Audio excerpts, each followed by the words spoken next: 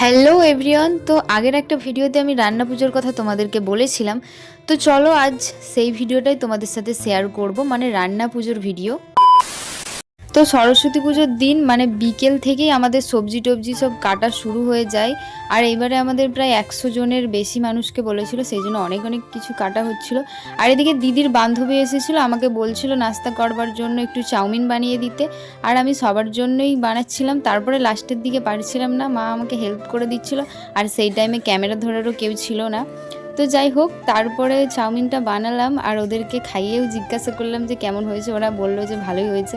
আর খাওয়া দাওয়ার পরেই আমরা সবাই মিলে একটু গল্প টল্প করছিলাম। আর এখানে একজন ছিল না, মানে আমাদের বোনগুলোর মধ্যে আমার বড়দি ছিল না, ঠিক আছে। ওকে ভিডিও কল করে দেখাচ্ছিলাম।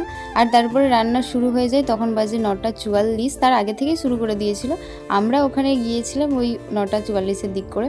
আর এইদিকে দাদুদের রান্না হচ্ছিল আর এই দিকটাতে আমাদের রান্না হচ্ছিল, মানে একটা জায়গাতেই বলতে পারো। আর এই রান্নাটা আমাদের পাড়ার সববার আছে, ঠিক আছে, মানে গোটা পাড়া বলতে পারো এই রান্নাটা হয় সারা রাত ধরে।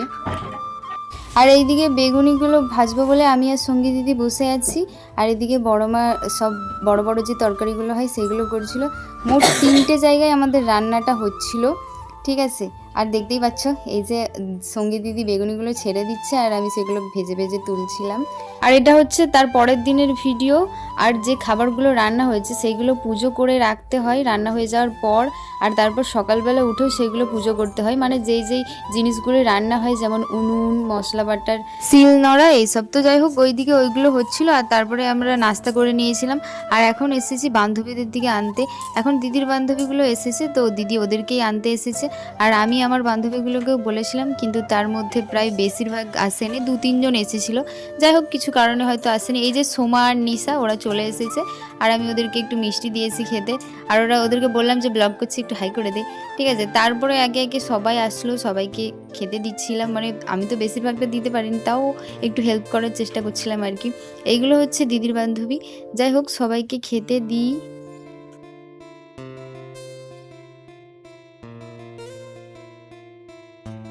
আর আমার বোন তোমাদেরকে কিছু বলে শোনাবে, ঠিক আছে, এই রান্না পুজোর বিষয়ে। তোমরা শোনো।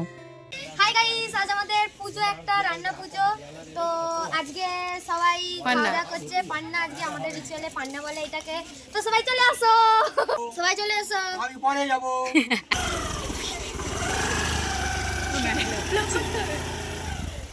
তো আমরা একসাথে থাকলে এরকমই একটু মজা করি আর কি। আর ওটা একটা দাদু ছিল, ঠিক আছে।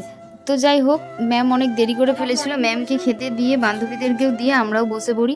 তো আজকের ভিডিওটা এতটাই। কেমন লাগলো কমেন্টে জানিও। And by.